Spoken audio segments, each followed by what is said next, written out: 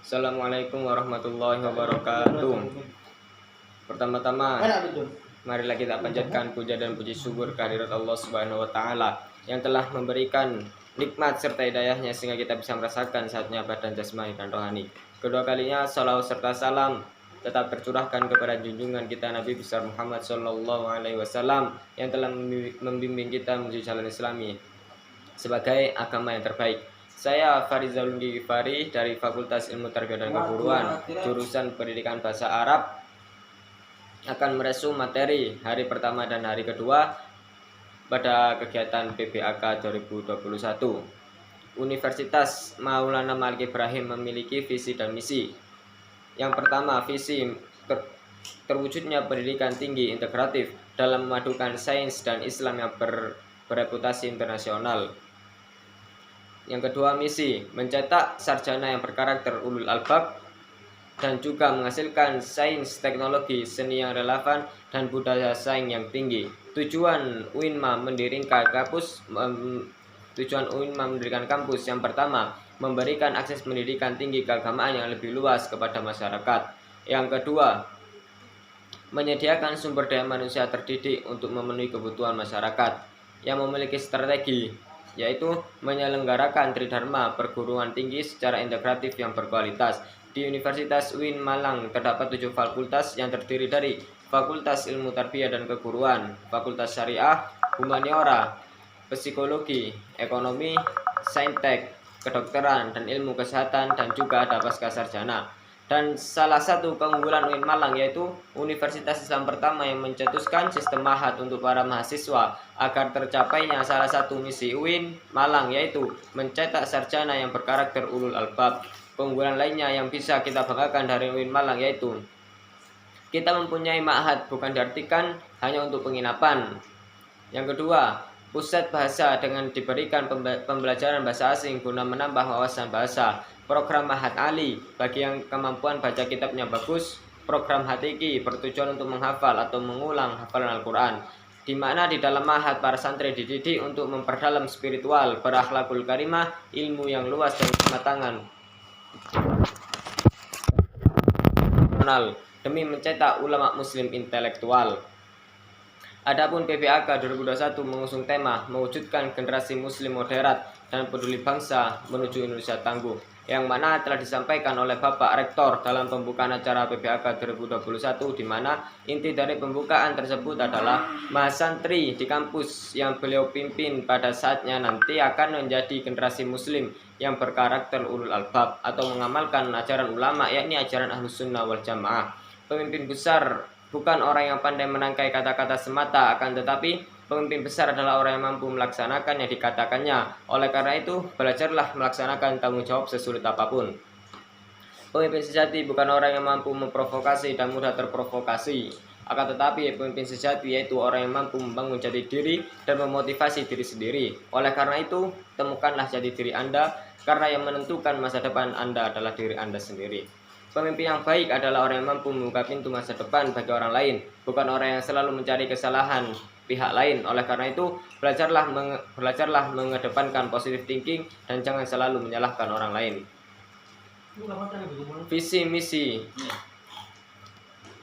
Dema FE sebagai inisiator sinergitas mahasiswa Fakultas Ekonomi dalam kemanfaatan dan produktivitas yang positif.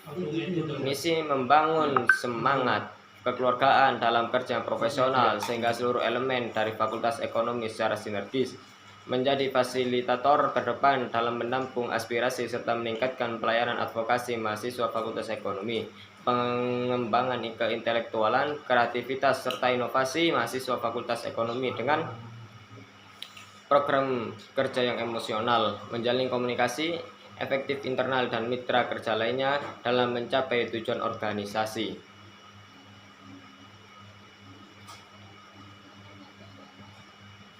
Masuk ke materi selanjutnya, yaitu DEMA. DEMA adalah organisasi intrakampus yang merupakan lembaga eksekutif mahasiswa di lingkungan atau di level universitas yang terdiri dari universitas dan fakultas. DEMA mempunyai turunan yaitu HMJ. Fungsi DEMA yang pertama sebagai pelaksana program organisasi kemahasiswaan, sebagai lembaga yang mengkoordinir seluruh kegiatan kemahasiswaan. Tugas Dema melaksanakan program kerja organisasi yang sudah disepakati Senat Mahasiswa Universitas, mengkomunikasikan kegiatan mahasiswa di tingkat universitas, melaksanakan koordinasi dan sinkronisasi kegiatan kemahasiswaan, kementerian atau bagian-bagian Dema. Pertama, Kementerian Dalam Negeri, Kementerian Luar Negeri, Kementerian Sosial Hukum dan Politik, Kementerian Agama, Kementerian Pengembangan dan Kreativitas, Kementerian Komunikasi dan Informasi. SEMA adalah organisasi mahasiswa UIN Malang yang berperan sebagai lembaga legislatif yang mengordinasi Dema, UKM, dan HMJ. Fungsi SEMA advokasi, legalisasi, pengawasan, dan penganggaran. Tugas SEMA antara lain mengawasi dan mengontrol Dema Universitas, memberikan persetujuan setiap kegiatan yang dilakukan oleh Dema Universitas, memberikan pengesahan setiap laporan pertanggungjawaban setelah selesai agenda tersebut, memfasilitasi aspirasi mahasiswa UIN Malang dan menyalurkan kepada pihak-pihak yang bersangkutan, mengawasi setiap kebijakan dan keputusan yang diambil oleh Dema Universitas, merancang dan menetapkan peraturan organisasi UIN Malang, mengesahkan Dema Universitas menjadi mitra kerja Dema Universitas dalam melaksanakan kebijakan organisasi kemahasiswaan. SEMA juga memiliki wewenang-wewenang. Salah satu contoh wewenang SEMA adalah membentuk undang-undang yang dibahas dengan presiden mahasiswa untuk mendapatkan persetujuan bersama. SEMA tidak bekerja sendiri, melainkan dibantu dengan 4 komisi, yaitu A. Komisi membantu di advokasi dan hukum, B. Komisi membantu organisasi dan kemahasiswaan, C. Komisi administrasi dan keuangan, D. Komunikasi, informasi dan komunikasi. Unit kegiatan mahasiswa UKM di UIN Malang terdiri dari 1. UKM Jepret atau fotografi, UKM Teater Gitu, UKM Pramuka, UKM Seni Religius, UKM BMI, UKM Taekwondo Indonesia, UKM Simfoni FM, UKM LKP2M, UKM Kopma Padang Bulan, UKM UAPM Inovasi, UKM Junior, UKM Komus, UKM Satuan Resimen Mahasiswa, UKM Ikatan Pencaksilat Pagar Nusa, UKM Mapalaska. UKM yang terdapat di UIN Malang merupakan salah satu fasilitas untuk menunjang atau mengembangkan bakat atau minat mahasiswa. Tema Kebangkitan Bangsa oleh Bapak Hasanuddin Wahid.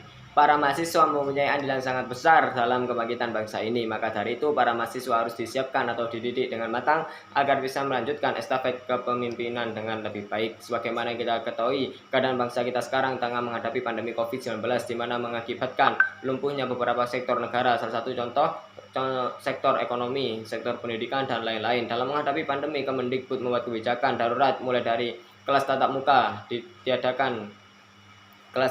ditiadakan, bantuan kota untuk pelajar, dan besaran bantuan UKT untuk para mahasiswa, bantuan subsidi upah, dan rumah sakit pendidikan. Adapun sektor ekonomi mengalami dua dampak hal yang sangat fatal, di mana dua hal tersebut merupakan hal yang paling utama dalam kehidupan, yaitu melemahnya daya beli dan hilangnya banyak pekerjaan. Untuk mengatasi masalah ini terdapat 3 kekuatan pengubah dunia. Yang pertama, kemajuan teknologi.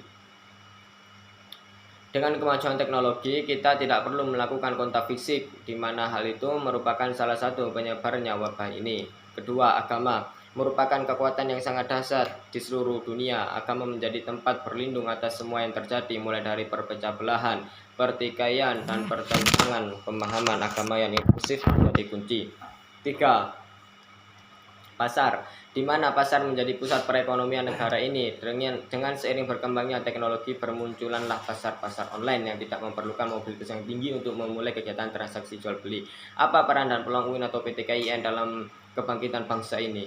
UIN atau PT KIN memiliki beberapa peran dan peluang untuk negara ini. Yang pertama, arus utama dalam peran atau PT KIN dan peluang untuk negara ini. Pertama, arus utama mengembangkan teknologi digital. Yang kedua, link and match dengan sektor industri. Yang ketiga, menjadi kekuatan sosio-teknopreneur. Yang keempat, epicentrum ajaran agama inklusif. Maka diharapkan kepada seluruh mahasiswa Indonesia, terutama mahasiswa UIN atau PT KIN, menjadi generasi unggul yang memiliki keunggulan moral dan spiritual, gandrung akan ilmu pengetahuan atau semangat dalam menuntut ilmu, memiliki digital quotient atau kecerdasan digital, dan yang terakhir kesalehan atau peduli sosial. Dan yang terpenting, mari kita saling bahu-membahu dan bersatu menghadapi wabah pandemi ini. Ya, dalam kunci mengendalikan pandemi ada 2, yaitu vaksinasi dipercepat untuk healthy immunity, disiplin berprokes, dampak terhadap pandemi COVID-19, turunnya pertumbuhan sektor ekonomi, melemahnya daya beli, hilangnya pekerjaan. pendidikan, putus sekolah, anak harus bekerja, persepsi orang tua, kekerasan pada anak dan beresiko eksternal, penurunan capaian belajar. Sektor sosial, meningkatnya angka kematian, meningkatnya angka kriminalitas, kebijakan sektor pendidikan, bantuan kota, bantuan subsidi upah, bantuan UKT, rumah sakit pendidikan, pentingnya kolaborasi hexahelix. Model kolaborasi masa depan yang mampu menaikkan kelas sektor ekonomi, pendidikan, dan sektor lainnya. Komunitas ormas, pebisnis, pemerintah, akademis, universitas, partai politik, media massa. 3 kekuatan pengubah dunia yang telah saya sebutkan tadi. Diharapkan mahasiswa kedepannya menjadi generasi yang unggul, mempunyai keagungan moral dan spiritual, gandrung ilmu pengetahuan, memiliki digital quotient atau kesolehan peduli sosial, moderasi beragama dalam bingkai NKRI, variety of attribution to Islam, 2 arus besar, Sunni Islam dan Syi'i Islam, social labeling Islam atau Muslim liberal, sekuler, pragmatis, modernis, tradisionalis, teroris, the most controversial labels, moderate Islam dan Islam Nusantara. What is moderation Islam? Definisi modernisasi secara etimologis wasatiyah berarti jalan tengah, posisi tengah, berkeadilan. Secara terminologis pemahaman atau praktek keamanan yang memiliki kesetaraan keberagaman. Terus konteks of moderation Indonesia. Kenapa moderasi relevan dan urgent di Indonesia? Karakter Islam sebagai agama rahmatan lil alamin, menjunjung tinggi keadaban dan harmoni inter dan antar pemula agama. Historitas Islam di Indonesia, karakter masyarakat Indonesia yang lengkap dengan kesantunan, ideologi bangsa Pancasila dan mutu kebinekaan tunggal. Isu-isu politik yang terkait dengan Timur Tengah dan politik global baik secara langsung atau tidak dapat mempengaruhi pemahaman dan sikap keberagaman masyarakat Indonesia serta mengganggu agenda moderasi Islam seperti konflik Palestina versus Israel, aliansi politik Arab Amerika, politik despotisme and hipokrasi. Peran mahasiswa harus memerankan diri sebagai